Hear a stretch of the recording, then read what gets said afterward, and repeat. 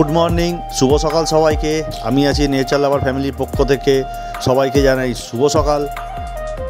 আজ 15ই নভেম্বর 2024। আমরা আজকে যাচ্ছি দার্জিলিংয়ের টাইগার হিল। ঠিক এক বছর আগে এই পূর্ণিমার সময় আমরা গেছিলাম টাইগার হিলে। আবার ঠিক পরের বছর আমরা যাচ্ছি টাইগার হিল, কারণ টাইগার হিলের সানরাইজ অর্থাৎ সূর্যোদয় পৃথিবী বিখ্যাত, আপনারা হয়তো জানেন। এটি পশ্চিমবাংলার একটি দর্শনীয় স্থান এবং ট্যুরিস্ট প্লেস বলে সবাই জানেন। দার্জিলিংয়ে টাইগার হিল একটি সুপরিচিত দর্শনীয় স্থান, যা হিমালয়ের উপর সূর্যোদয়ের দৃশ্যের জন্য বিখ্যাত, বিশেষ করে কাঞ্চনজঙ্ঘা এবং কখনো কখনো মাউন্ট এভারেস্টও। আমি আগের বছর অর্থাৎ 2023 সালে যখন আমি টাইগার হিল গেছিলাম, তখন টাইগার হিল থেকে আমি মাউন্ট এভারেস্টটা দেখিয়েছিলাম। আপনারা হয়তো দেখেছেন, যদি না দেখে থাকেন তাহলে কোনো অসুবিধা নেই, আমি ডেসক্রিপশান লিঙ্কে আমি অবশ্যই তার লিঙ্কটা দিয়ে দেবো। এর ইতিহাস মূলত কৌশলগত। আমরা দেখতে দেখতে চলে এসেছি এখন ঘুম স্টেশন। ডান দিকে যেটা দেখতে পাচ্ছেন সেই স্টেশনটার নাম হলো ঘুম স্টেশন, যেটা পৃথিবীর সর্বোচ্চ উচ্চতম রেলওয়ে স্টেশন ছিল, কিন্তু এখন নেই। এখন এটা এশিয়ার প্রথম, কিন্তু পৃথিবীর দ্বিতীয় হয়ে গেছে। যাই হোক, এর ইতিহাস মূলত এর কৌশলগত সামরিক তাৎপর্যের উপর নির্ভরশীল। বিশেষ করে 1999 সালে কার্গিল যুদ্ধের গুরুত্বপূর্ণ ভূমিকা, যেখানে ভারতীয় সেনাবাহিনী পাকিস্তানি সৈন্যদের কাছ থেকে একটি পুনরুদ্ধারের জন্য লড়াই করেছিলেন। টাইগার হিল ছিল নামটি ব্রিটিশ রাজত্বকালে উদ্ভূত বলে মনে করা হয়, যখন এই অঞ্চলে বাঘের বিচরণ ছিল বলে জানাও গেছে, যদিও এখন আর তা নেই। 1999 সালে কার্গিল যুদ্ধের সময় ভারত ও পাকিস্তানের সেনাবাহিনীর মধ্যে সংগঠিত সংঘর্ষের সময় টাইগার হিল কৌশলগতভাবে গুরুত্বপূর্ণ অবস্থান ছিল। পাকিস্তানি বাহিনীর কাছ থেকে টাইগার হিল পুনরুদ্ধারের জন্য ভারতীয় সৈন্যরা তীব্র লড়াইয়ে যুক্ত হয়েছিল। টাইগার হিলের যুদ্ধ ভারতীয় সৈন্যদের সাহস এবং দৃঢ়তার প্রতীক হয়ে ওঠে, যেখানে 18টি গ্রেনেডের মতো ইউনিটগুলি এই চূড়াগুলি দখল করার জন্য উল্লেখিত কর্তৃক অর্জন করে। সামরিক ইতিহাসের বাইরেও টাইগার হিল তার মনোমুগ্ধকর সূর্যোদয়ের দৃশ্যের জন্য একটি জনপ্রিয় পর্যটন কেন্দ্র বলে মানা হয়ে থাকে। দর্শনার্থীরা কাঞ্চনজঙ্ঘা এবং মাঝে মাঝে মাউন্ট এভারেস্ট সহ হিমালয়ের তুষার শৃঙ্গগুলি এক মনোরম দৃশ্য প্রত্যক্ষ করতে পারেন। ব্রিটিশ রাজত্বকালে এই অঞ্চলে বাঘের উপস্থিতি ছিল বলে জানা যায়, তাই জন্য সেই সময় থেকে এই স্থানটির নাম টাইগার হিল বলে পরিচিত, এবং নামটি তখন থেকেই নামকরণ করা হয়েছে এবং তখন থেকে প্রচলিত হয়ে আসছে। দার্জিলিং 2590 মিটার উচ্চতায় অবস্থিত। এটি পশ্চিমবঙ্গের দার্জিলিং জেলায় অবস্থিত।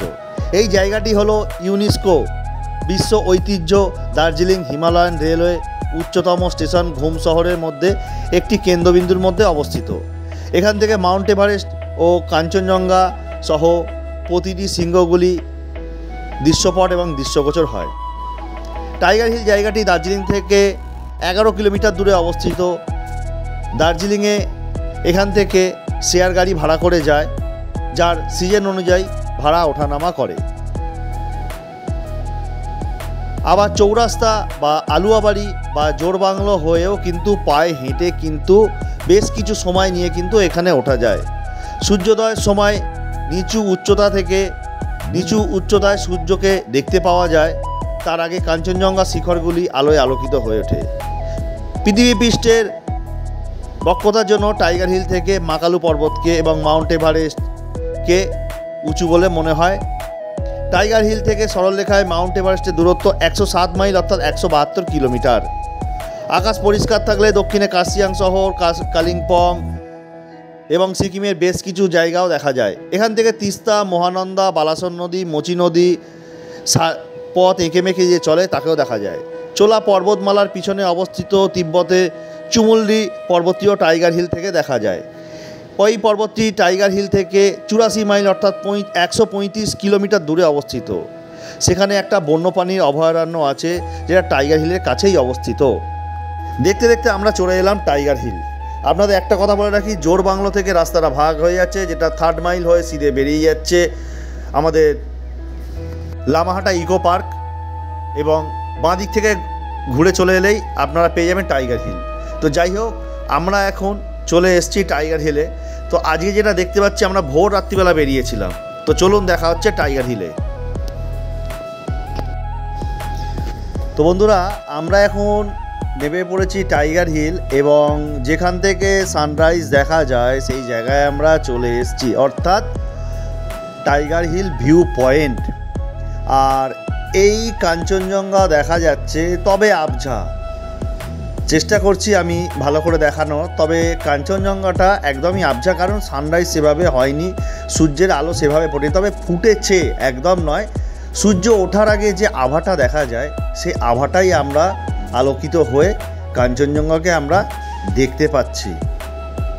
কত মানুষ এসেছে দেখুন খালি টাইগার হিলে সানরাইজ দেখার জন্য। তো আমরা ভেবেছিলাম হয়তো এত পর্যটন পাবো না, কিন্তু আগের বছর এসেছিলাম যখন, তখন এত পর্যটক।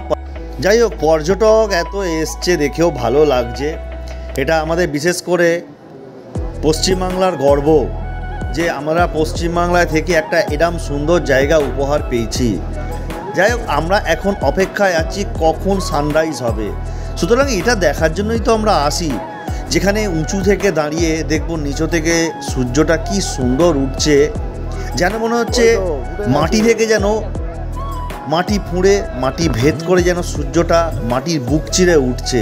এ এক অপরূপ দৃশ্য, এ এক রোমহর্ষক দৃশ্য। এই দৃশ্য যেন দেখার জন্য পরিবেশপ্রেমীরা পাগলের মতো এখানে দৌড়ে আসে। আপনারা যারা গেছেন তারা নিশ্চয়ই জানবেন, একদিক থেকে সূর্য উঠছে এবং তার রশ্মি কাঞ্চনজঙ্ঘার মাথায় পড়ে কাঞ্চনজঙ্ঘার মাথা আলোকিত হচ্ছে। এ এক যেন আলোর খেলা নয়, এই যেন এক সোনা গোলানো রং এবং সিঁদুরের খেলা। অপূর্ব অপূর্ব সেই দৃশ্য। আপনারা যারা যারা গেছেন তারা অবশ্যই কমেন্ট করে জানাবেন যে আপনাদের টাইগার হিল থেকে সানরাইজটা কেমন লেগেছে। তো চলুন এখন দেখে নেওয়া যাক আমাদের সানরাইজের ভিডিও। সানরাইজ হওয়ার অপেক্ষায় সময় হয়েই এসেছে প্রায়, আর কিছুক্ষণ পর সানরাইজ হয়ে যাবে। তো চলুন দেখতে থাকি সেই সানরাইজ। আর এদিকে কাঞ্চনজঙ্ঘা মহারানী জলজল করছে মাথাটা।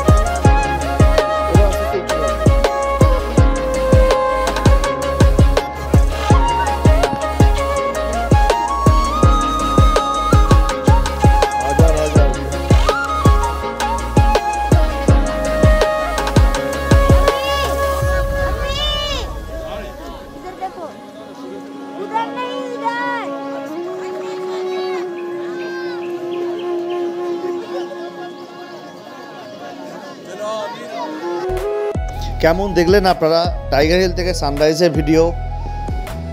যাই হোক, আপনারা কমেন্ট করে জানাবেন আপনারা কেমনভাবে দেখেছেন এই টাইগার হিল থেকে সানরাইজ। আজকে আর বেশি সময় নেব না, আজকে এখানেই রাখবো। এই ভিডিওর মাধ্যমে আমি এখান থেকে আজ বিদায় নেব।